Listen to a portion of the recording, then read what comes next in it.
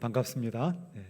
여러분 힘차게 찬양 같이 저도 드리면서 한 찬양곡 두세 곡 정도 하면서 좀 마음이 많이 또 이렇게 하나님 앞에 열리게 되는 것을 보게 됩니다. 교회에 제가 처음 와보는데요. 이 교회에 향기로운 교회, 아주 건물도 현대식으로 아름답고 또 여러 성도들도 새해부터 이렇게 하나님 앞에 말씀과 기도로 시작하는 그 모습이 참 귀한 은혜가 됩니다. 특별히 우리 한민수 목사님, 담임 목사님은 제가 오랜 세월 같이 믿음 안에서 교제해온 목사님이세요. 정말 신실한, 이 시대에 참 귀한 신실한 목회자이시기도 하고 또 신학자이기도 하고요, 또 저술가이기도 하고 참 귀하게 다방면으로 정말 하나님을 영화롭게 하는 분이신데, 제가 이렇게 이곳에 또 초청을 받아서 참 귀한 영광으로 생각합니다. 아마 하나님의 뜻이 있으리라고 믿습니다. 이 저녁에 제게 주어진 시간이 길진 않습니다. 너무 불안해하지 마시고 넉넉하게 마음을 드시고 정해진 시간 안에 최대한 같이 은혜와 말씀을 나누기를 원합니다. 여러분 PPT를 보시면서 이제 말씀을 하실 텐데요, 나누실 텐데, 오늘 같이 나눌 제목은 믿음 안에서 사는 것이라라는 제목입니다. 우리가 목사님이 읽어주셨고 같이 읽었던 갈라디아서는 유명한 말씀이에요. 그 가운데 특별히 2장 20절 말씀, 이제는 내가 그리스도와 함께 십자가에 못 박혔기 때문에 이제는 내가 사는 것이 아니라는 것이죠.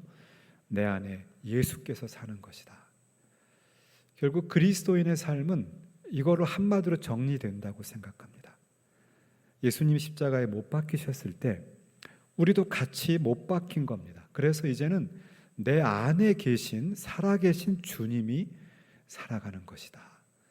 그 말은 하루에 수십 번 수백 번 묵상해도 너무 귀한 말씀이에요. 그런데 저는 이제 교회사를 연구해서 가르치는 그런 신학자로서 여러분과 함께 이 말씀, 그 믿음 안에서 사는 그 것이라는 말씀을 우리가 교회의 역사 속에서 한번 같이 생각해 보려고 합니다.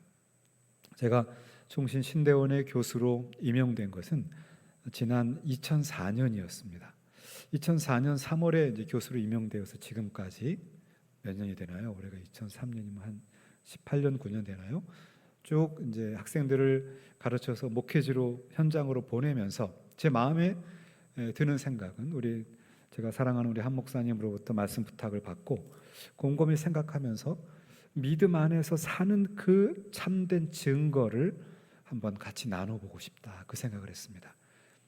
자, 그러면 과연 어떤 이야기일까 같이 우리가 한번 그 내용을 쭉 돌아보기를 원합니다. 자, 다음 슬라이드 보시면 지금 표가 나오는데 여러분 잘 보이실지 모르겠어요. 보면 이것은 이제 올해, 벌써 작년이 되네요. 2022년에 개신교 센터의 교육 세미나에서 발표된 그 논문에서 제가 인용을 한 것입니다. 한국 갤럽 들어보셨죠?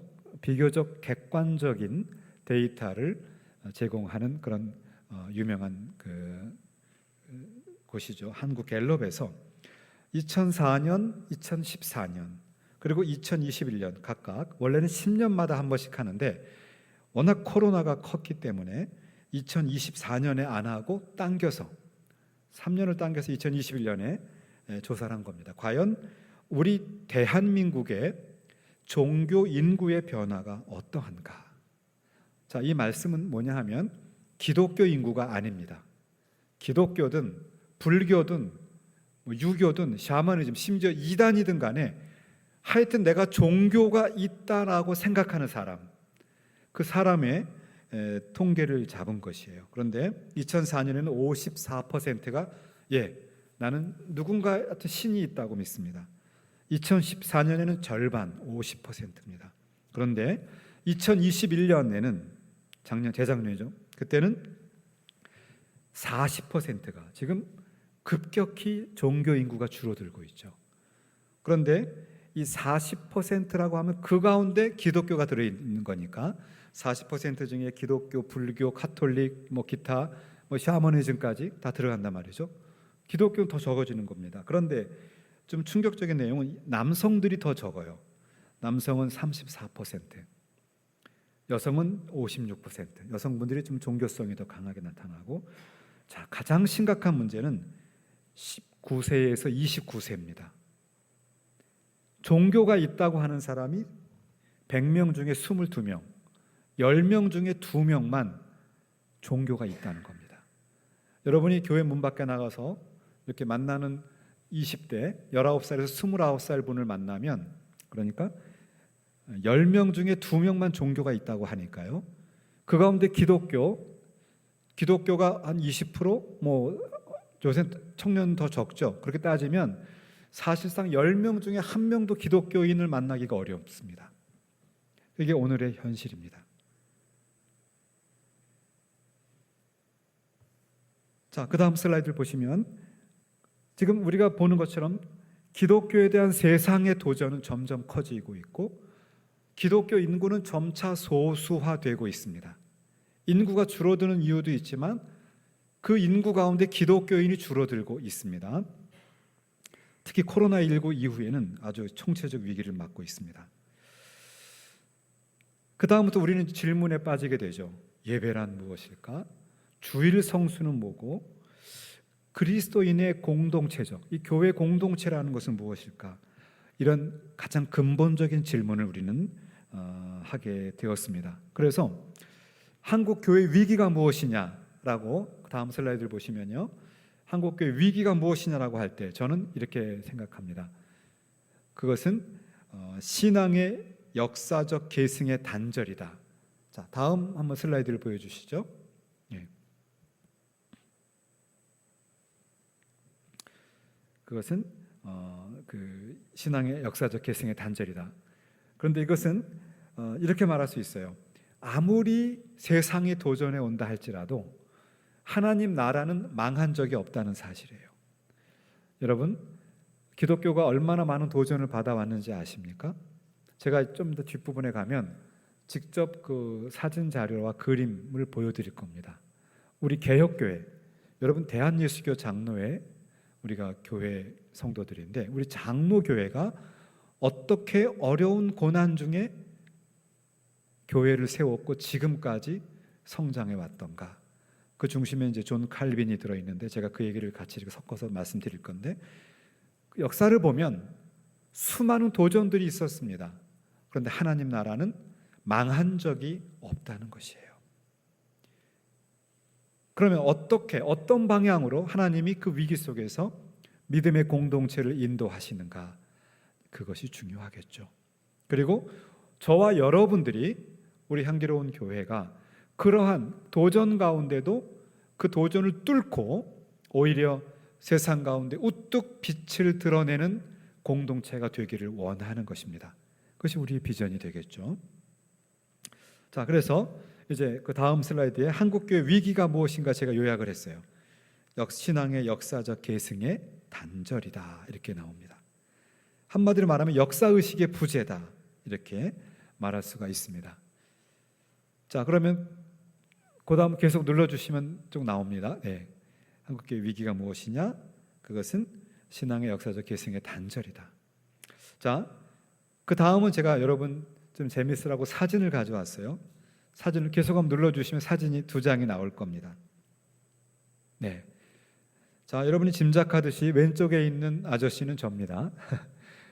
저 사진이 2014년에 찍었는데요. 그 제 옆에 있는 어떤 할머니가 한 분 계시죠. 그분이 바로 오른쪽에 있는 그 노란색 원으로 표시된 분이에요. 때는 1972년. 제가 유치원을 졸업했습니다. 여러분, 유치원 졸업했습니다. 제가 그 당시는 우리나라가 1972년은 굉장히 어렵고 가난했던 시절이기 때문에 그 국제 봉사단이 있는데 거기에 국제 교회 봉사단 이런 그 기독교 단체예요. 이것이 이제 미국을 중심으로 유럽과 미국의 기독교 단체가 연합을 해서 저 아시아에 있는 가난한 나라 한국을 우리가 도와주자. 그래서 파송된 분들이 이제 중심이 되어서 그분이 한국의 어느 분을 유치원 교사, 정확히 말하면 타가원의 교사로 세우셔서 그분이 이제 저희들을 이렇게 가르쳐 주셨어요. 저는 그분에게 처음 한글을 배웠어요. 7살 때. 근데 제가 지금도 잊을 수 없는 게 그 어릴 때였지만 지금도 기억이 나요. 그 유치원 선생님이 막 얼마나 막 열정적으로 한글도 가르치고 성경도 가르치고 하는지요. 기도도 가르쳐주고 다 저는 지금도 그 7살 때인데요. 저는 그분의 얼굴 표정이 기억이 나요. 그 유치원 바닥에 엎드려. 그때 바닥이 이런 것도 아니라 그냥 정말 아주 열악한 그런 타가 시설이 된 유치원인데요. 거기 바닥에서 받아쓰기 하고 성경 배웠던 기억이 나요. 저는 그분을 내가 어떻게 우연히 이분을 만나게, 그러니까 이분의 소식을 저희 어머님을 통해 들어가지고 제가 부탁을 했어요. 꼭 한번 내가 식사 대접하고 싶다. 그래서 연락을 했더니 이분이 눈물이 글썽글썽하신 거예요. 나를 기억하냐고 아직도. 제가 어찌 있겠습니까? 그래서 제가 이분하고 그분의 남편 되시는 분을 제가 식사를 아주 제가 만든 건 아니고 맛있는 식당에 가서 아주 잘 대접해 드렸어요. 안타깝게도 그리고 나서 1, 2년 후에 이분은 하늘나라로 가셨습니다. 정말 마지막 기회였던 것 같아요. 근데 그분이 눈물이 글썽글썽하면서 옛날 얘기를 하는 걸 들었습니다. 1970년대에 한국 교회는요 가난했습니다. 정말 가난했어요. 그런데 하나님을 향한 뜨거운 마음은 정말 세계적으로 탁월했어요. 저 같은 철없는 어린아이도 그 바닥에서 엎드리고 앉아서 그 한글을 배우면서 하나님 말씀을 쓰고 배우고 했던 기억이 납니다. 그게 오늘 한국 세계 경제 10위로 만들었던 것이고 오늘 한국 교회를 만들었거든요. 문제는 그런데 우리의 신앙이 지금 19살에서 29살에게는 10명 중에 1명에게도 전달이 안 되고 있다는 겁니다. 우리의 잘못이기도 하고 시대의 왜곡이기도 하겠죠. 그래서 이 모든 상황들 우리가 어떻게 이 가운데도 하나님의 나라는 그럼 진행이 돼야 될 거 아니냐? 어떻게 될 것이냐? 하나님 나라가 망한 적이 없다 그랬습니다. 그 이야기를 좀 여러분 드려보려고 하는 겁니다. 자, 그 다음 사진을 보시면 사진 2장이 등장하게 될 겁니다. 네, 이 왼쪽은 여러분 다녀오신 분도 있을지 모르겠는데 스위스의 인터라켄이라고 하는 스위스의 높은 산봉우리죠. 기차로 올라가는 곳입니다. 저는 네덜란드에서 화란에서 유학을 했기 때문에 스위스에 갈 기회가 있어서 한번 다녀온 적이 있어요. 근데 저 방문했을 때가 여름이었는데 여름에 눈이 덮여 있습니다. 여러분 요새는 그 기후 위기로 빙하가 많이 녹아내렸다고 해요. 저는 지금 인터라켄이 어떻게 바뀌었는지는 정말 궁금한데 그 당시는 여름에 눈이 덮여 있습니다. 그 눈이 녹으면 좀 내려오면 라우텐브루는이라고 하는 그런 나무로 지은 집을 지나고요. 그 다음 사진을 보시면 이제 그 스위스에서 시작해서 독일로 지나갑니다. 그리고 그 다음 사진을 보시면 결국 네덜란드, 제가 공부했던 네덜란드로 지나서 그리고 결국은 에이슬 강물을 이뤄서 북해, 대서양으로 흘러가요. 자, 그래서 그 다음 한번 그 다음 사진을 보시고요. 그 다음 사진을 한번 보시면 네, 여기 이제 대서양으로 간다는 거고요. 그 다음 사진을 보시면 이제 지도가 나오죠. 자, 저게 뭐냐 하면 스위스에서 시작된 강물이에요. 눈이 녹은 물입니다. 여러분 눈이 녹은 것을 보신 일이 있으신가요? 겨울에 눈이 녹을 때 그 금방 말라버릴 것 같은 물이 모이면요 물이 강을 이룹니다. 조그만 강을 이루고요. 나중에는 라인강을 이루어서 스위스에서 독일로 네덜란드로 바다로 가요. 바로 그 강을 타고 라인강의 기적, 독일이 경제 성장을 이룩한 것이죠. 신앙도 그렇습니다. 오늘날 우리가 교회의 어떤 그 큰 군중, 수만 명이 모인 군중만을 생각하면 그런 모습으로 따지면 중세 교회가 세계 최고로 탁월한 교회일 겁니다. 왕부터 귀족 모든 백성이 다 교회 안에서 태어나서 교회 안에서 다 세상을 떠나고 장례를 합니다. 심지어 교회에 묻혀요. 유럽 교회 가시면 유럽에 교회가 다 무덤으로 거기 다 묻힙니다. 그런데 그런 중세 교회를 아무도 이상적인 교회라고 보지 않아요. 하나님의 말씀과 하나님과 동행하는 그 공동체가 아니라는 얘기죠. 그죠? 그래서 우리는 참된 교회, 참된 믿음의 모습을 우리 자신과 우리의 후손들이 이어져 가야 되는데 그 마치 강이 흘러가는 것처럼 그 한 순간에는 금방 증발해서 없어져 버릴 것 같은 물이지만 물이 흐르고 때로는 바위를 만나면 돌아가기도 하고 때로는 물이 말라버린 것처럼 보이면 잠깐 그 흙 속으로 흘러 들어가다 다시 나오고 결국 물은 바다로 가기 마련입니다. 하나님 나라도 마찬가지예요. 교회도 마찬가지입니다. 저는 우리 향기로운 교회도 하나님의 공동체가 이렇게 출범해서 아름답게 성장하고 있는데 결국은 하나님 나라의 그 웅장하고 아름다운 모습을 드러내는 공동체가 될 줄로 믿습니다. 가는 과정이 있다는 거죠. 흐름이 있습니다. 자, 그 다음 슬라이드를 보시면, 그래서 저는 교회사를 가르치는 사람으로서 교회사가 뭐냐라고 물으면 저는 한마디로 이렇게 말씀드립니다. 교회사는 하나님 나라의 이야기다. 하나님 나라의 이야기라는 말 속에는 이야기에는 구성이 있죠. 시작이 있고 흘러가다가 이야기가 위기를 맞다가 결국은 이야기가 결론을 맺죠. 이것을 가장 웅변적으로 보여주는 것을 저는 요셉 이야기를 꼽습니다. 요셉이 그가 자라서 성장해서 이렇게 그 하나님의 일꾼으로 세워지는 과정을 보면 정말 억울할 사람이에요. 그런데 그런 요셉의 일생 중에 하나님은 요셉을 통해서 결국은 요셉 자신의 영화와 그의 어떤 그런 그 세상의 성공이 아니라 하나님의 백성을 보호하고 지키시는 하나님의 나라를 세운 거죠. 그 기근 중에 하나님의 백성을 보호하고 지키기 위해서 요셉을 미리 파송한 겁니다. 그럼 요셉이 당하는 고난과 어려움은 하나님의 일하심의 한 과정이에요. 저는 그래서 이런 생각을 합니다. 하나님의 침묵이라는 단어를 가끔 저는 떠올려요. 제가 총신에서 교수 생활을 하고 저는 딸이 하나 있는데 딸을 키우고 인생을 이렇게 살아가다 보니까 참 인간의 계획대로 안 되는 일이 너무나 많더라고요. 그리고 뜻하지 않은 일에서 하나님의 뜻에 의해서 대박이 나는데 기대했던 데서는 오히려 막 실패하는 일이 너무나 많아요. 많은 경험을 하게 됩니다. 그래서 제가 그때 깨달았던 게 뭐냐, 하나님의 침묵이 과연 뭘까? 성경과 교회의 역사를 보면 하나님의 침묵은 하나님의 일하심입니다. 하나님은 아직도 일하고 계신데 침묵이 일하는 한 과정이에요. 그렇게 보시면 되겠습니다. 자, 그래서 하나님의 교회사를 연구하는 이유를 먼저 제가 5가지를 말씀드립니다. 첫째는 하나님을 이해한다. 여러분, 성경에 우리가 성경 66권을 통해서 하나님을 이해합니다마는 요한계시록이 기록된 다음에 하나님의 일하심에 대한 기록이 없죠. 성경은 66권으로 끝납니다. 그러면 사도 요한 이후에 하나님의 일하심에 대한 기록은 오로지 교회사를 통해서만 알 수 있어요. 그래서 초대교회부터 중세 종교개혁 근현대까지 그 교회의 역사 속에서 우리는 인간의 흥망성쇠를 보는 것 같지만 사실은 일하시는 하나님을 보게 돼요. 하나님이 어떤 열심으로 그의 나라를 세우시고 그의 공동체를 이끌어 가시고 그의 사람을 광야 속에서 때로는 물을 건너게 하는 과정을 속에서 때로는 골짜기를 건너게 함을 통해서 결국은 도달할 그 바다, 그 하나님 나라의 망망한 그 바다로 도달하게 하시는가를 보여준다는 것이죠. 자, 두 번째는 세상에 대한 이해입니다. 세상은 한마디로 말하면 하나님의 나라가 진행되는 무대다, 이렇게 말할 수 있어요. 제가 여기 얘기는 뒤에 가면 자세히 설명이 또 있기 때문에 넘어갑니다. 시간상 제게 주어진 시간을 제가 활용하기 위해서.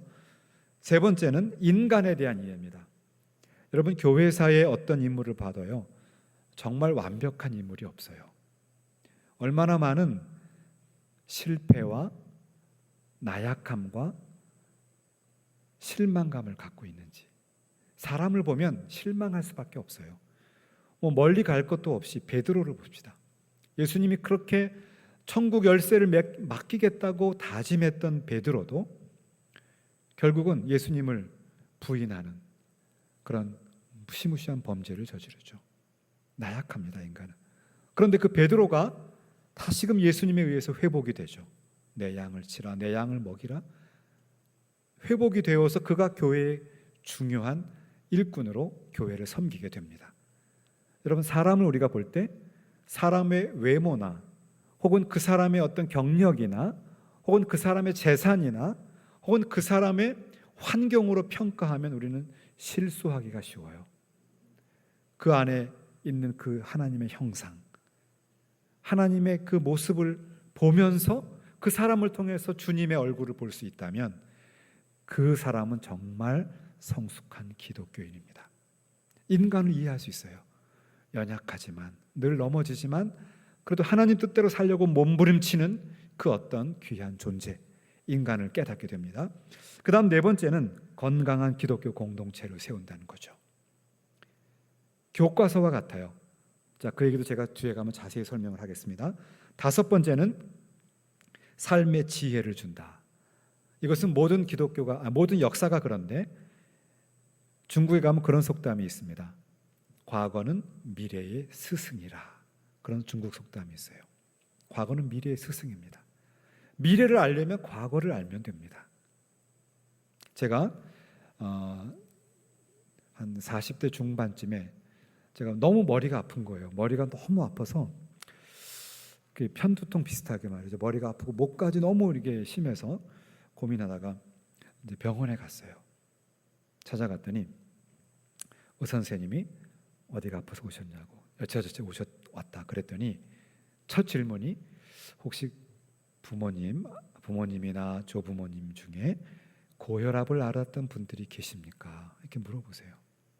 저희 아버님이 고혈압을 지병으로 가지고 계셨었습니다. 그랬더니 그렇군요. 혈압을 재볼까요? 그리고 혈압을 바로 재시더라고요. 무슨 얘기냐 하면 저의 건강과 저의 어떤 삶의 모습은 저의 부모, 저의 조부모를 통해서 예측 가능합니다. 그래서 병원에 갈 때마다 항상 가게에 그런 암을 앓았던 분이 계시느냐? 1년에 한 번씩 하는 검진할 때도 그런 얘기하죠. 가족 중에 무슨 암을 앓았던 분이 있느냐 이렇게 물어보시죠. 그건 뭐냐 하면 나를 알려면 우리의 역사, 과거를 알아야 우리를 더 잘 알 수 있어요. 역사가 주는 중요한 교훈입니다. 미리 알면 예방을 할 수가 있는 거죠. 그죠? 예방을 할 수 있고 피해갈 수 있고 혹시 또 그런 어떤 상황에 처해지면 잘 치료할 수 있는 거죠. 아니까. 왜 그런지 아니까. 마찬가지로 역사는 과거를 통해서 미래를 알려줍니다. 그래서 여러분 오늘 저와 함께 이제 그 교회사 이야기를 같이 나누고 있는 것입니다. 자, 그 다음에 제가 하나님 나라, 그 다음 슬라이드에서 하나님 나라 이야기를 좀 하려고 합니다. 예수님이 첫 번째 선포하신 메시지는 마가복음 1장에 나오는데 하나님 나라를 선포하세요. 그리고 예수님이 이제 십자가에서 고난받으셔서 죽으셨다가 부활하십니다. 그리고 승천하시는데 부활하셔서 승천하시기까지 그 중요한 시간에 예수님이 하신 일은 무엇이냐 하면 하나님 나라를 선포하시는 거예요. 그러니까 예수님의 모든 사역은 하나님의 나라 선포에 귀결된다 이렇게 말할 수가 있습니다. 그리고 심지어 다음 슬라이드를 보시면 예수님은 어린아이처럼 하나님 나라를 받들지 아니하는 자는 천국에 갈 수 없다. 우리가 어린아이처럼이란 말 속에는 정말 순전한 마음으로 정말 진실된 마음으로 그렇게 하나님 나라를 받들지 않으면 천국에 갈 수 없다는 겁니다. 예수님이 하신 말씀이에요. 제 딸이 지금 제 딸은 이제 대학교 이제 4학년 올해 졸업합니다만은 이번 2월에 근데 제 딸이 어릴 때 말이죠. 제가 공부했던 네덜란드에는 신타클라스라고 있어요. 산타클라스 말고 신타클라스라 그래서 하얀 말을 타고 스페인에서 오는 그래서 좋은 착한 아이들에게 선물을 주는 그런 이제 풍습이 있습니다. 네덜란드의 풍습인데요. 12월 5일 날에 옵니다. 그 신타클라스는. 근데 신타클라스가 12월 5일 날 올 때 이 어린 아이들이 말이죠. 얼마나 정말 기대하는지 몰라요. 신타클라스가 와서 선물을 준다고 믿는 거죠. 그래서 저희 딸도 그렇고 딸의 친구들도 보면 그날을 정말 기다리거든요. 신타클라스가 언제 선물을 줄까? 12월 5일이 되면 기다리고 있어요. 순수한 거죠. 온다고 믿는 겁니다. 신타클라스가 아니라 다 엄마 아빠가 선물을 주는 거죠. 그렇게 믿고 있다는 거죠. 그 어린아이의 믿음은 정말 순진한 믿음 그 자체죠. 순수하게 믿는 겁니다. 예수님이 어린아이 같이 믿는다는 말 속에는 주님이 우리에게 주신 말씀을 그대로 정말 믿는 그 순수한 믿음이에요. 어린아이처럼. 근데 우리가 나이가 들어가면 많은 계산이 생기지 않습니까? 견적이 나오죠. 그리고 이런저런 2안, 2안, 3안 다 플랜을 짜고요. 다 나름대로 계획을 짜고 그 다음에 하나님 이제 이 중에서 어떻게 할까요? 이렇게 다 이미 계획을 세워놓고 하나님이 일할 수 있는 틈은 없는 거죠. 이게 우리들의 모습이에요. 그런데 하나님은 우리 어린 아이와 같이 순진한 믿음, 하나님 말씀대로 믿는 믿음을 요구하시는 겁니다. 자, 그 다음에 이제 슬라이드를 보시면, 그런데 하나님 나라가 중요하지만 쉽지가 않았어요. 그래서 예수님도 마태복음 13장에서 온 13장 전체를 하나님 나라로 비유하는데, 그때 제가 주목하는 것은 가라지 비유예요. 근데 이 가라지 비유에서, 가라지 비유 아십니까? 이제 그 밭에다가 좋은 씨를 뿌리죠. 그런데 밤에 몰래 원수가 와서 나쁜 씨를 뿌려서 같이 자라는 거예요. 그러니까 종들이 와가지고 저 가라지 뽑아버릴까요? 놔둬라. 추수 때까지 놔둬라. 혹시 가라지가 뽑힐까 걱정된다. 그 비유거든요.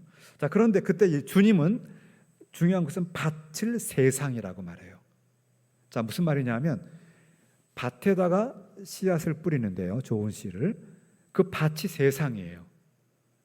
이 말을 우리 시대에 맞게 풀어서 말하면 여러분과 저와 같이 하나님의 자녀들을 세상 가운데 심어 놓으신 거예요. 우리들을 저 아무도 없는 깊은 산에 수도원을 짓고 거기에서 경건하게 살라고 거기다 뿌려놓은 게 아니라 세상 가운데 원수가 와서 가라지를 심어놓고 같이 자라는 그 알곡과 가라지가 치열하게 투쟁하고 싸우는 그 치열한 영적 싸움의 현장에 우리를 심어 놓으신 겁니다. 그리고는 종말 때까지 자라게 하신 거예요. 그게 하나님 나라 비유예요. 자, 그 다음 슬라이드를 보시면, 그래서 주님이 직접 하신 말인데요, 이게 헬라어가 좀 나오는데 아그로스, 밭은 곧 세상이다. 세상이다, 코스모스란 말을 써요. 밭은 곧 세상이다. 그러면 결국은 밭 가운데, 즉 세상 가운데 좋은 씨앗이 자라나는 것이 하나님 나라죠.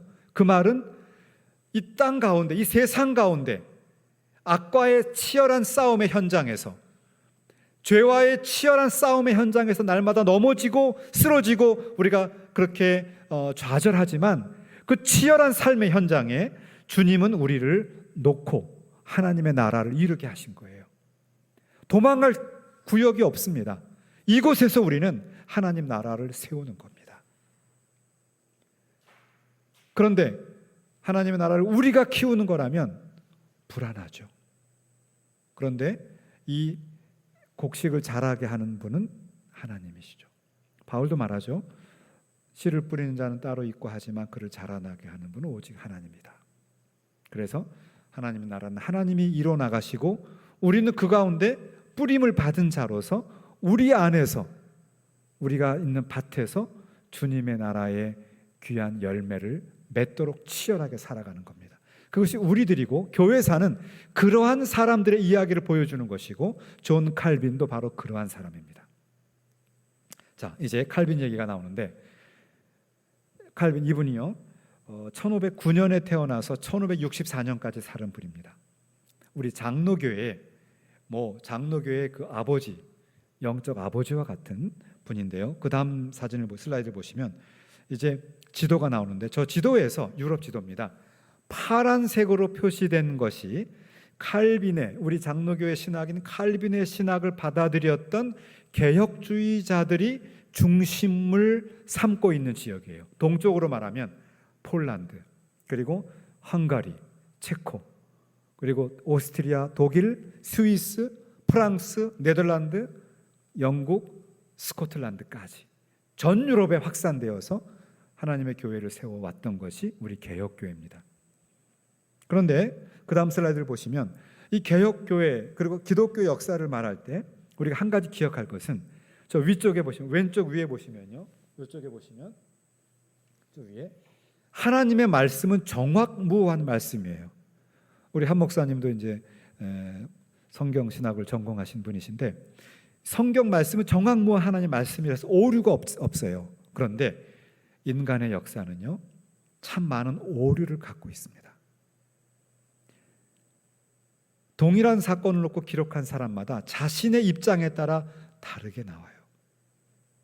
그건 인간의 인간이 의도하든 의도하지 않든 간에 발생하는 일이죠. 그래서 우리가 역사를 공부할 때는 굉장히 역사를 아주 심사숙고하고 잘 들여다봐야 돼요. 거기에 많은 오류와 실수들이 있기 때문에. 이게 성경을 공부하는 자세와 역사를 공부하는 자세의 차이입니다. 자, 그 다음 슬라이드를 보시면 개혁주의가 한가운데 있죠. 그게 뭡니까? 그 말은 개혁주의는 역사의 변혁주의라고, 트랜스포머 오브 더 컬처입니다. 우리들은 밭에 뿌려진 사람들, 세상 가운데 존재합니다. 그런데 세상을 변혁시키는 사람이에요. 저와 여러분 있는 곳에는 그곳에서 하나님의 나라의 아름다운 모습이 비록 완벽하진 않지만 드러날 수 있도록 그렇게 살아나야 하는 것이죠. 맨 1번 첫 번째 보면 하나님의 나라와 세상이 서로 적대적으로 보는 겁니다. 그런데 하나님 나라는 세상과 적대적이지만 세상을 떠날 수 없어요. 아까 좋은 씨앗을 밭에다 뿌렸죠. 세상을 떠날 수 없어요. 맨 마지막 다섯 번째는 세상이 되는 겁니다. 좋은 씨앗을 다 포기하고 그냥 마음대로 막 자라나는 거죠. 그렇게 될 수가 없는 거죠. 우리는 험악한 세상 가운데 뿌려지지만 그곳에는 원수가 뿌린 가라지와 같이 자라고 있어서 많은 갈등과 많은 고난과 많은 도전 속에 살지만 그곳에서 치열하게 하나님의 나라의 뜻을 실천하고 섬기고 교회를 사랑하고 이웃을 사랑하고 살아가다가 추수 때가 되면 주님이 다 거둬주신다, 그런 얘기입니다. 그래서 우리는 트랜스포머 오브 더 컬처, 문화의 변혁자다, 이렇게 말할 수가 있습니다. 자, 그 다음 슬라이드를 보시면요. 그런데 칼빈이, 저는 이제 칼빈의 생애도 제가 소개하겠지만 특히나 저는 이제 칼빈의 신학 가운데서 이제 중요한 하나님 나라 얘기를 좀 하려고 하는데, 하나님이 하나님의 통치를 이루어 가시는 두 개의 통로가 있다고 표현해요. 두 개의 수단 혹은 두 개의 방편이 있는 거죠. 그 중에 하나는 교회고 하나는 국가입니다. 그 말은 하나님은 교회를 통해서 하나님의 나라를 이루어 가십니다. 영적인 하나님의 나라를 이루어 가십니다. 어떤 분들은 그래요. 목사님, 저는 예수님은 믿는데요, 교회는 안 가겠습니다. 하나님은 믿는데요, 주일날 교회 가기보다는 골프 치러 가고요, 우리 애들 학원 보내야 되고요, 주일날 내가 영업을 해야 되기 때문에 주일날 교회는 못 가겠는데 하나님은 믿겠습니다. 이렇게 말해요. 이것은 굉장히 모순된 이야기예요. 왜냐하면 하나님이 하나님의 통치를 이루어 가시는 통로가 있는데 영적인 하나님 나라의 통치는 교회를 통해서 이루어지는 겁니다. 그럼 이 교회, 향기로운 교회를 통해서 하나님은 하나님의 영광을 드러내는 것이에요. 여러분들은 그 영광을 드러내는 귀한 요소가 되는 거죠. 복된 존재가 되는 겁니다. 또 하나는 국가입니다. 국가도 하나님의 통치가 이루어져요. 그런데 다만 여기서 말하는 국가는 제가 신정 국가를 말하는 것이 아니라 국가가 할 역할이 있다는 겁니다.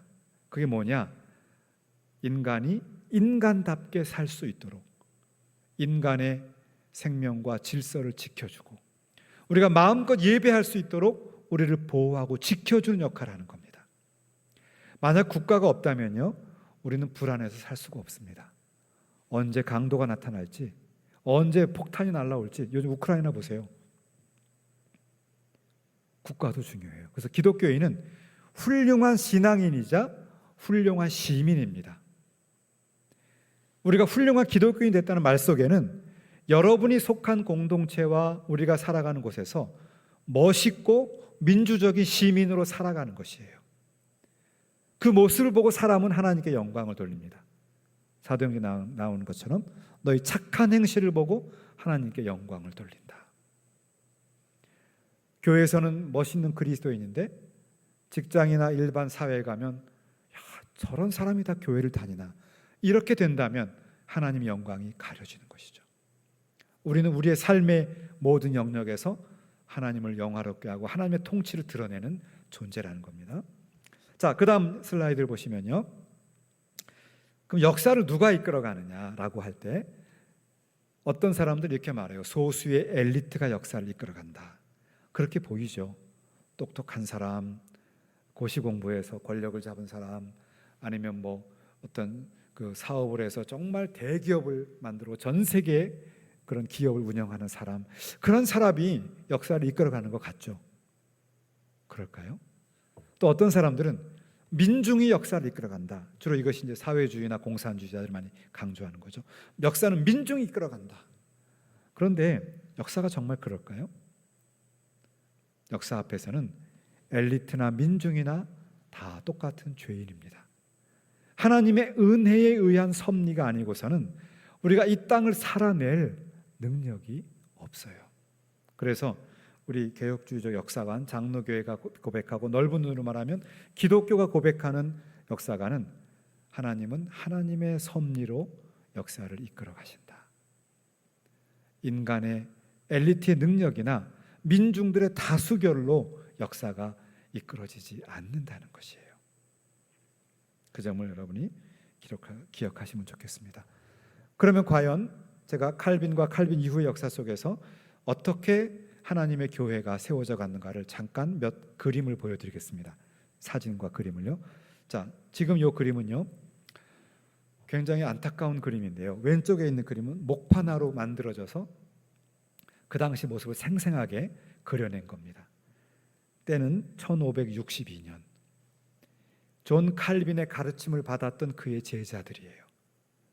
칼빈은 프랑스 사람이었습니다. 프랑스 사람으로서 스위스 제네바에서 목회를 하면서 장로교회의 그 틀을 세운 분인데, 이 칼빈의 신앙을 받아들였던 프랑스 개혁교인들, 우리와 똑같은 믿음을 갖고 있는 분들이에요. 그런 분들이 예배드리는 순간 1562년에 강경한 로마 카톨릭 무장 군인들이 급습합니다. 1200명이 다 순교했어요. 여러분, 유럽 사람들, 프랑스 사람들 신사답게 보이고 뭔가 젠틀해 보이죠. 그 속에 보면 무시무시한 인간의 흑역사가 수두룩합니다. 그런 고난을 겪었어요, 개혁교회가. 그 오른쪽에는 커버넌트 프리즌이라고 해서 스코틀랜드인데요. 스코틀랜드 장로교인들이 자신의 신앙을 지킨다고 하니까 박해를 받게 되는데, 저게 교회를 감옥으로 만들어서 거기에 갇혀서 다 순교를 하게 돼요. 그런 역사 속에서 우리 개혁교회가 지켜져 온 거예요. 자, 그 다음 슬라이드를 보시면 더 좀 무서운 그림이 나오죠. 제가 이 그림을 보여드릴까 말까 많이 망설이다가 책에 있는 거라서 책에 있는 내용을 그대로 보여드리는데요. 이 왼쪽에 있는 그림은 당시에 안티베르펜, 지금은 안티베르펜이 벨기에인데 그 당시는 네덜란드입니다. 영어로는 앤트워프라고 하죠. 이 안티베르펜에 있는 1564년에 어떤 그 로마 카톨릭의 수도사, 갈멜 수도원의 수도사였는데, 그분이 성경적인 믿음을 받게 되니까 더 이상 자기가 미사를 집전하는 그런 미신적인 신앙을 가질 수 없는 거예요. 그래서 포기합니다. 나는 더 이상 미사를 집전할 수 없습니다. 성경적인 신앙을 갖겠습니다. 그랬더니 그를 붙잡아다가 화형을 시켜버려요. 수천 명이, 거의 10,000명 넘어서는 분들이 화형을 당합니다. 그 오른쪽에는 그래서 민병대의 보호 속에서 저 광야에서 몰래 예배드리는 모습이에요. 그 다음 슬라이드 보시면 이 네덜란드인들이 그래서 그 박해 중에 국외로 망명을 가요. 여러분, 우리나라 헌법에 보면 우리 대한민국 정부는 임시정부의 법통을 이어받는다고 하죠. 국내에서 일제 박해가 심하니까 우리 대한민국에 있었던 기독교인들 그리고 많은 독립운동가들이 만주로 상해에 가서 상해 임시정부를 세우죠. 그죠? 여러분, 상해 임시정부의 거의 70% 이상이 80%가 기독교인이에요. 독실한 기독교인들입니다. 망명 가서 거기서 나라를 위해서 또 하나님의 교회를 위해서 살아가요. 네덜란드인들도 박해, 아까 화형을 시키는 박해가 있으니까 영국으로 피난 가고 독일로 피난 가서 거기에서 조국 교회를 위해서, 조국의 독립을 위해서 노력을 해요. 자, 그 다음 슬라이드 보시면 그러다가 그들이 이제 다 모여요. 독일의 엠던, 저 오른쪽 맨 위쪽에 있는 그 약간 그 주황색이 엠던이라는 데인데요. 거기에 네덜란드와 독일에 있는 피난민 교회와 박해받는 교회 지도자들이 모여서 회의를 합니다. 우리가 이 어려움 속에서 어떻게 이 교회를, 개혁교회를 보존하고 지킬 수 있을까? 서로 열심히 기도하고 회의를 하는데, 그러면서 이제 그 다음 슬라이드 보시면 그들이 모인 곳이 다 나오죠. 네덜란드 본토에 박해받는 지도자들, 교회 지도자들, 그리고 독일의 피난민 교회 지도자들 모인 겁니다. 그래서 모여진 것이 그 다음 슬라이드에 나오는 그 표가 이루어져요. 이 표는 제가 지난 2021년에 안식년이었는데, 그때 제가 직접 독일에서 안식년을 하면서 엠던에 가서 그 박물관에서 찍어온 사진이에요. 그게 전시되어 있는 사진입니다. 이게 뭐냐 하면 장로교회 조직도입니다. 맨 밑에 가면 회중이에요. 각 회중들, 그러니까 회중교회들입니다. 우리를 말하면 향기로운 교회, 그 다음에 무슨 양지교회, 사당교회, 서울교회, 무슨 경기교회, 각 개교회들이 있죠. 개교회들이고 그 위에 가면 노회가 있습니다. 그 위에 가면 총회가 있죠. 그 당시 박해받던 그 교인들이 아직 조국은 그렇게 박해 속에 있음에도 불구하고 조국의 독립과 교회 회복을 염원하면서 우리가 각자 흩어져 있다 보니 우리 신앙을 지키기도 어렵고 신앙이 왜곡되거나 변질될 수도 있겠구나. 그래서 우리 신앙을 잘 지킬 수 있도록 교회를 조직하고 이것을 잘 세워보자. 그래서 그때 노회와 총회 조직이 처음 등장해요. 이때가 1571년입니다. 그래서 우리 장로교회 뿌리는 1571년 엠던 총회에서 만들어져요. 이게 놀라운 것은 뭐냐 하면 놀라운 균형 감각이에요. 개교회가 있는데 개교회 위에 저 모토가 뭐냐면 교회 위에 교회 없다예요. 그게 1조예요. 1조. 교회 위에 교회 없다. 목사 위에 목사 없다. 장로 위에 장로 없다. 직사 위에 집사 없다. 이 네 가지를 넣은 것이 1조입니다. 자, 우리 생각에 도대체 이게 무슨 말인가? 왜냐하면 그 당시 로마 가톨릭 교회는 교황의 명령에 의해서 수많은 교회가 박해를 받고 있었거든요. 어느 교회도 개교회와 그 공동체 신앙을 박해할 수 없다. 개인의 자유를 존중하는 거죠. 그러나 개개인의 자유를 존중한다고 해서 조직체를 이탈해서 내 마음대로 살아갈 수 없다는 거죠. 공동체성, 일종의 규약에 서로 합의하고 지킨다는 거죠. 규율을 지키는 겁니다. 그게 노회고 총회예요. 그래서 제가 그 전시하는 박물관에 갔더니 놀라운 것은 저거를 뭐라고 말하면 오늘날 EU 공동체의 사상적 기초였다고 말합니다. 여러분 유럽 공동체 아시죠? 각각 개개 나라들이에요. 프랑스, 독일, 네덜란드, 벨기에 개개 나라들인데 대외 협상을 하거나 뭐든 할 때는 다 EU라고 나오죠. EU, 유럽 공동체. 그런데 개개 나라예요. 지배하지 못합니다. 상부가 하부를 지배하지 못해요. 그러나 하부가 상부를 무시하지도 않아요. 서로 존중하는 거죠. 이게 연방체예요. 연방체. 이게 근대 민주국가, 근대 시민국가가 장로교회에서 나와요. 그걸 자랑스럽게 근대 시민사회의 뿌리가 여기에 있노라 딱 전시해 놓습니다. 얼마나 멋있습니까? 그래서 근대 민주사회의 뿌리는 장로교회에 있고 우리는 훌륭한 그래서 민주사회의 시민이 되는 겁니다. 신실한 기독교인은 아름다운 시민이어야 합니다. 이것이 분리될 수 없다. 그 뿌리부터 그래요. 뿌리부터. 자, 그 다음 슬라이드 보시면 자, 그런데요. 그러한 이제 그 네덜란드가 그 박해 속에 있다가 그렇게 하나님의 뜻대로 나라를 독립하고 그리고 신앙을 지키는 일을 결정하고 나서부터 역사가 대반전이 일어납니다. 정확히 말하면 1590년대부터 1600년대까지 17세기예요. 17세기에 네덜란드가 전 세계 무역권을 장악하고 세계 최강국이 돼요. 그래서 여러분 대서양과 태평양에서 만나는 무역 함선의 4대 중에 3대가 네덜란드 배가 됩니다. 그런 성공을 이뤄냈어요. 그 다음 슬라이드에 이건 우리나라 교육방송 EBS 자료를 제가 스캔받아 온 걸 제가 보여드리는 건데 1500년대, 600년대, 1700년대, 1800년대까지 맨 위에 주황색 네덜란드의 국내 총생산량이 독일, 영국을 포함한 유럽을 능가해요. 여러분 네덜란드가 얼마나 작은지 아십니까? 우리나라 경상남북도를 합한 정도로 자그마한 나라예요. 물자도 없습니다. 자원도 없어요.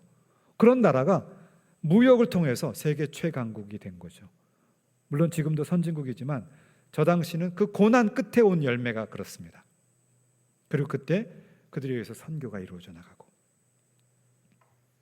그래서 우리가 기억할 것은 하나님 나라가 확산되는 것은 인간의 조건에 의해서, 인간의 어떤 외적인 환경에 의해서 진행되는 것이 아니구나, 이것을 여러분이 알게 된다면 여러분은 오늘 강의 다 끝나도 되는 겁니다.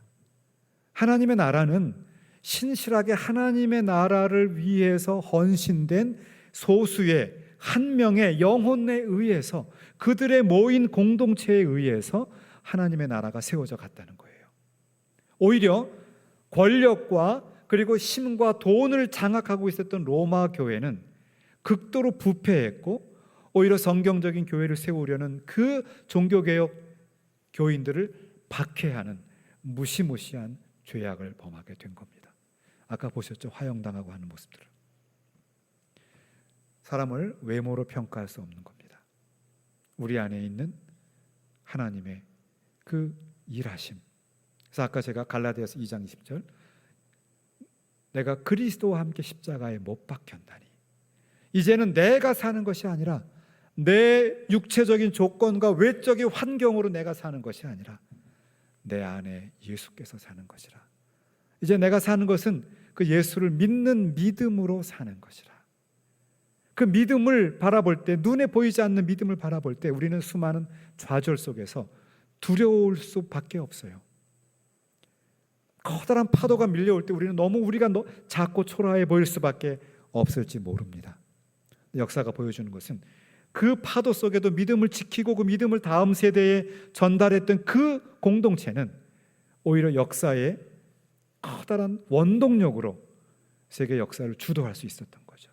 하나님이 그들의 어깨 위에 역사를 위임하는 겁니다.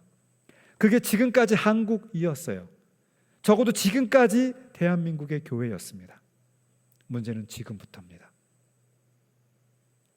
20대에 10명 중에 20%가, 그러니까 2명이 종교인이라면 그중에 기독교는 1명도 안 되는, 우리가 갖고 있는 신앙을 우리가 이 젊은 20대, 30대 젊은 세대에게 바르게 전달하지 않을 때 하나님은 역사의 추를 옮길 수도 있습니다. 바라기는 여러분의 개인과 여러분의 가정부터, 우리 교회와 우리 합동교단부터 이 믿음을 다음 세대에 잘 전달하면서 하나님 나라의 아름다운 열매를 이어가는 귀한 성도들이 되시기를 바랍니다. 자, 시간이 많이 가고 있어서 제가 몇 가지만 중요한 거, 그 다음 슬라이드 한번 보실까요? 네. 그래서 한마디로 말하면 칼빈의 하나님 나라 신학으로 볼 때는 하나님의 통치에 근거할 때 어떤 세상의 도전은 교회 앞에 계속 있을 것이다, 피할 수 없다는 거예요. 밭에 알곡이 뿌려지면 가라지가 반드시 자라나게 돼 있다. 알곡을 괴롭히고 도전을 할 거다. 근데 그 가라지가 뽑아지지 않아요, 여러분. 추수 때까지 기다리는 겁니다. 주님이 다시 오셔서 역사를 완성할 때까지 우리는 그들과 치열하게 싸우고 영적인 전투를 하는 것이에요. 그래서 교회를 전투하는 교회라고 표현해요. 영적인 싸움에 있습니다. 그런데 승리는 이미 보장된 거죠. 그죠? 여러분 지난번에 여러분 그 축구, 월드컵 축구 보셨나요? 그때 우리가 포르투갈을 이겼죠, 그죠? 이겼죠. 여러분 그때 마음이 조마조마하셨죠, 그죠? 축구 같은 거 보면 이길까 질까, 질 수도 있고 이길 수도 있고 그렇습니다. 그게 축구입니다, 그죠? 조마조마해요. 그런데 만약 여러분이 지금 동영상 다시 보기를 통해서 월드컵 축구 우리가 이긴 경기를 다시 본다고 생각해 보세요. 포르투갈과 경기를 본다고 생각하세요. 긴장이 됩니까, 안 됩니까? 우린 이미 결과를 알고 있죠. 그게 그리스도인의 비결이에요. 우리는요, 지금은 수많은 세상의 도전 앞에 우리와 우리 가정과 우리 자녀와 우리 교회가 놓여져 있습니다. 던져져 있어요. 그런데요, 이미 우리는 결론을 알고 있어요. 주님이 천사와 함께 영광 중에 임할 때에 우리는 그 영원한 하나님 나라의 안식을 누릴 복된 사람들입니다. 결론을 알고 있기 때문에 여러분 두려워하지 마세요. 믿음으로 살아가는 겁니다. 믿으십니까? 오직 의인은 믿음으로 사는 것입니다. 이제 마지막 슬라이드를 한번 슬라이드에서 두 번째 거 쭉 지나가시죠. 시간이 없어서요 제가. 요거 한번 보십시다. 여기 보면 두 가지 생활 모습이 나오는데요. 하나는 뭐냐 하면 위쪽에는 너무나 많은 그런 영역을 영적인 것이라고 말하면서 사실은 현실을 무시하는 거예요. 시한부 종말론 혹은 극단적 제세례파들. 또 반대로 아래편에 있는 것은 영적인 것은 다 무시하고 오로지 세상적인 생활에만 몰두하는 것이죠. 그런데 진정한 개혁교회는 균형을 잡은 겁니다. 우리는 어디 가운데 뿌려졌다고요? 우리가 어디 가운데, 좋은 씨는 어디 가운데 뿌려졌습니까? 세상 가운데. 이 가운데 우리가 균형 있는 생활, 영적인 능력 있는 생활을 살아야 되겠다는 말씀을 드리고요. 자, 그 다음에 쭉 가셔야 될 것 같습니다. 쭉 가셔서요. 표가 하나 더 나옵니다. 쭉 가다 보면 이 표입니다. 여기 보시면 나라고 하는 존재는 위로 보면 예수 그리스도를 통해서 하나님과 맞닿아 있죠. 내가 그리스도와 함께 십자가에 못 박혔나니 이제는 내가 사는 것이 아니라 예수께서 사는 것이라. 하나님의 백성의 삶을 살아요. 예수와 연합됨으로. 그런 우리가 볼 때는 우리가 인간의 역사 속에서 삶을 살아갑니다. 다시 말하면 우리는 우리의 일상의 삶 속에서 하나님을 만나며 살아가야 되는 것입니다. 사회 안에서. 또한 우리는 국가 안에서 살아가고 또 우리는 교회 안에서.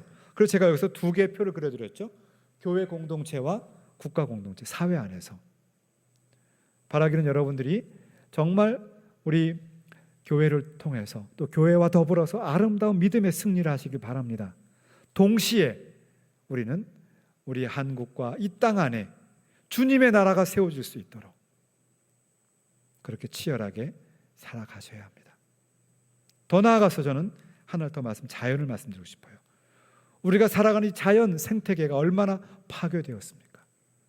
이 자연계도 우리가 지켜나가고 하나님이 우리에게 위임하신 이 창조 세계를 잘 돕고 지키는 청지기 역할도 감당해야 할 것이다. 그것이 진정한 그리스도인의 삶의 자세다. 그래서 마지막 슬라이드가 이제 그 다음에 등장합니다. 우리 한번 같이 한번 쭉 말씀을 묵상해 보십시다. 같이 한번 읽어보시겠습니다. 시작. 내가 그리스도와 함께 십자가에 못 박혔나니 그런즉 이제는 내가 사는 것이 아니요 오직 내 안에 그리스도께서 사는 것이라. 믿습니까? 이제는 내 안에 그리스도께서 삶을 살아가시는 겁니다. 내가 사는 것이 아니라. 그 다음 계속 읽어봅시다. 시작. 이제 내가 육체 가운데 사는 것은 나를 사랑하사 나를 위하여 자신을 버리신 하나님의 아들을 믿는 믿음 안에서 사는 것이라. 믿음 안에서. 여러분 이제는 우리를 위해 죽으신 예수 그리스도를 믿는 믿음으로 세상을 바라보시기 바라요.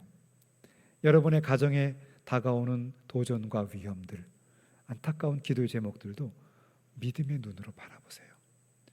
이 일을 통해 하나님이 어떤 일을 이루실까?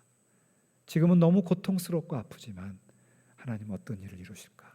하나님은 우리 향기로운 교회를 통해서 얼마나 아름다운 주님의 역사를 이루실까? 제가 아까 보니까 놀라운 교회 비전이 있더라고요. 저 일들을 이루는 과정에서 얼마나 아름다운 일들을 우리 교회를 통해 이루실까? 믿음의 눈으로 바라보시기 바랍니다. 그러면 그 믿음대로 이루어 주실 것입니다. 아멘. 잠깐 기도하시겠습니다. 사랑의 주님 감사합니다. 오늘 말씀을 통해서 오직 의인은 믿음으로 살 것인데 내가 그리스도와 함께 십자가에 못 박혔으므로 이제는 세상의 도전 앞에 무너지지 않고 흔들리지 않고 오직 하나님 나라를 바라보면서 하나님 나라의 시민으로 믿음대로 살기를 다짐합니다. 하나님 이러한 귀한 믿음의 2023년 되도록 복을 내려 주시옵소서. 우리 앞에 수많은 두려움이 찾아옵니다. 내 사업이 이 경제적 난국 속에 잘 진행될까? 우리 자녀는 이 어려움 속에 공부를 잘 해낼 수 있을까? 우리 가정의 건강의 문제는 해결될 수 있을까? 우리 교회는 이 어려움 가운데도 잘 부흥성장할 수 있을까? 우리는 수많은 염려와 근심을 하게 됩니다. 그러나 분명 기억할 것은 하나님은 믿음으로 살아가는 자들을 통하여 하나님 나라를 이루신다는 사실입니다. 믿음으로 바라보며 승리하는 2023년 되도록 도와 주시옵소서. 감사드리며 예수님의 이름으로 기도합니다. 아멘.